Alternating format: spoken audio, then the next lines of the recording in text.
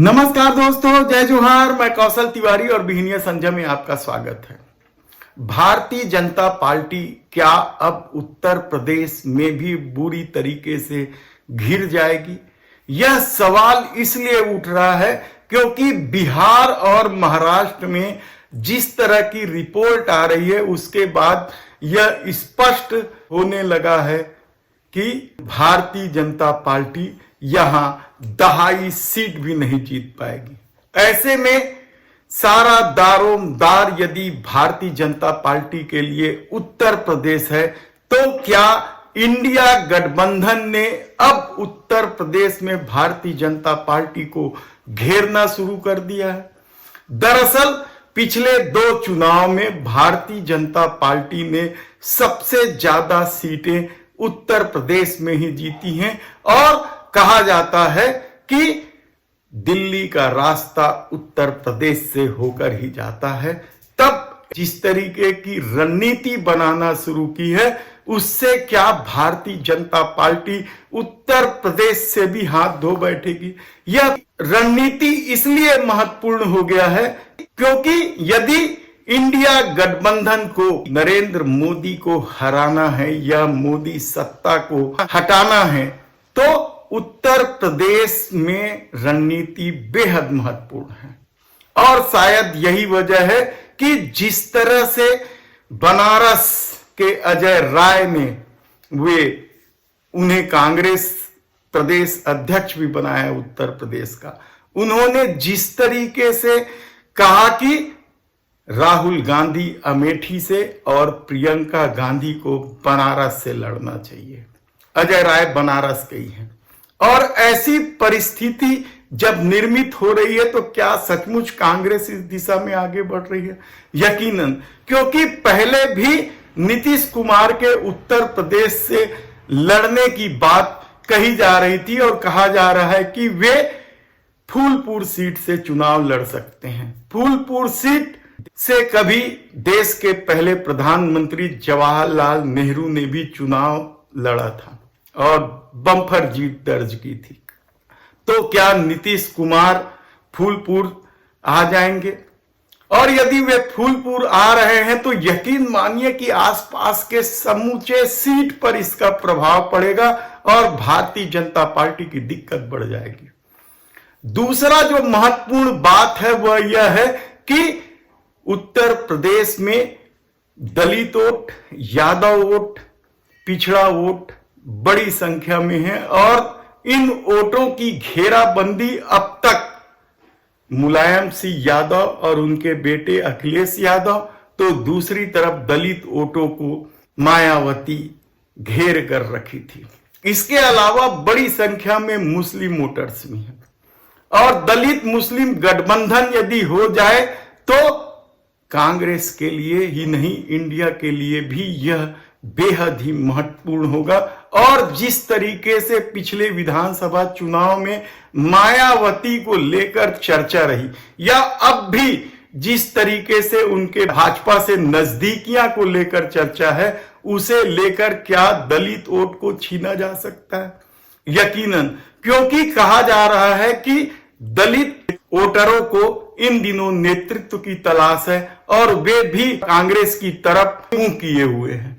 ऐसी परिस्थिति में यदि मल्लिकार्जुन खड़गे कांग्रेस के राष्ट्रीय अध्यक्ष को किसी दलित सीट से चुनाव लड़ाया जाएगा तो परिस्थितियां क्या बदल जाएगी?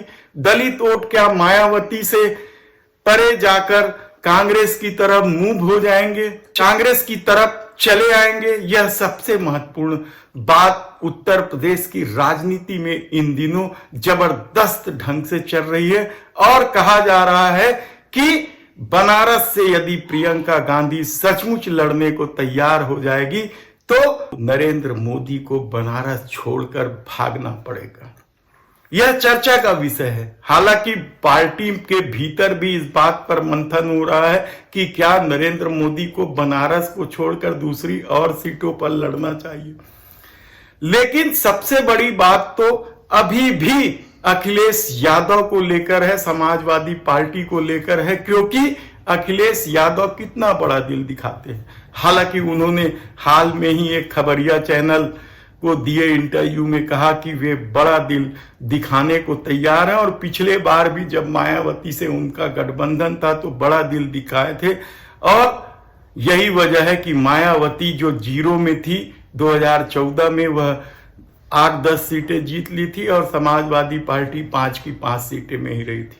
लेकिन अब जब समाजवादी पार्टी इंडिया गठबंधन के साथ खड़ा है तो क्या इस बार भी बड़ा दिल दिखाकर वह इस मोदी हटाओ अभियान में महत्वपूर्ण भूमिका अदा करेगा? यह सवाल इसलिए भी उठ रहे हैं क्योंकि अखिलेश यादव ने अभी पूरी तरीके से अपना पत्ता नहीं खोला है, और परिस्थितियां जिस ढंग से मोदी को उत्तर प्रदेश में घेरने की बन रही है, उससे योगी सरकार भी सकते में है, कहा जाए तो गलत नहीं होगा। तब सवाल यह है कि आने वाले दिनों में क्या पूरी राजनीति उत्तर प्रदेश में सिमट कर रह जाएगी? यकीनन ऐसा ही कुछ होने वाला है, क्योंकि बिहार में तो भारतीय जनता पार्टी कुछ कर पाएगी इसकी उम्मीद कम है, और कहा जा रहा है कि वह 30 सीटों पर लड़ेगी और 10 सीटें गठबंधन के लिए छोड़ रही है, जिसमें चिराग पासवान और उनके चाचा और कुशवाहा दूसरे लोग शामिल हैं बिहार में। ऐसी परिस्थिति में बिहार तो उनके लिए मुश्किल होता ही जा रहा है, महाराष्ट्र भी मुश्किल है। महाअघाड़ी को तोड़ने के लिए क्या कुछ नहीं किया गया, किस तरीके से षड्यंत्र नहीं रचा गया, लेकिन शरद पवार ने जिस तरीके से वहां खेल खेला, वैसे भी शरद पवार के बारे में कहा जाता है कि वे जितने पत्ते बाहर दिखाते हैं उससे ज्यादा पत्ते वे अपने आस्तीन में रखे होते हैं। और शायद यही वजह है कि महाराष्ट्र में सरकार तो भारतीय जनता पार्टी बनाने में कामयाब हो गई, लेकिन लोकसभा में सीटें जीत पाएंगी यह कहना बेहद कठिन है।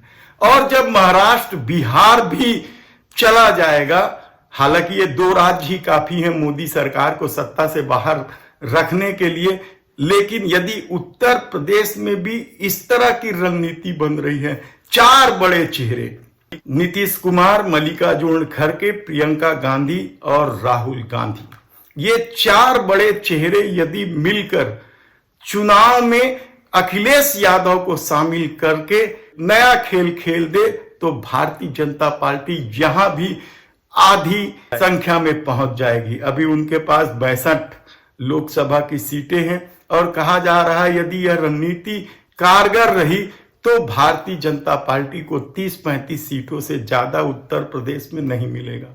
तब मोदी सरकार का क्या हटना तय हो चुका है। यकीन मानिए जिस तरह से देश में परिस्थितियां हैं, महंगाई चरम पर है, बेरोजगारी से युवाओं का भविष्य अधर में है, ऊपर से किसानों के साथ धोखाधड़ी की जो खबर आई है वह भी कम चौंकाने वाला नहीं है। और इसके अलावा जो सबसे महत्वपूर्ण बात है वह है मित्र प्रेम। मित्र प्रेम को लेकर मोदी सरकार बुरी तरीके से घिरी हुई है, और अब जब कैग की रिपोर्ट ने मोदी सरकार के भ्रष्टाचार की पोल खोल दी है, स्मृति ईरानी के अल्पसंख्यक मंत्रालय में भी जिस तरीके से फर्जीवाड़ा हुआ है वह कम चौंकाने वाला नहीं है।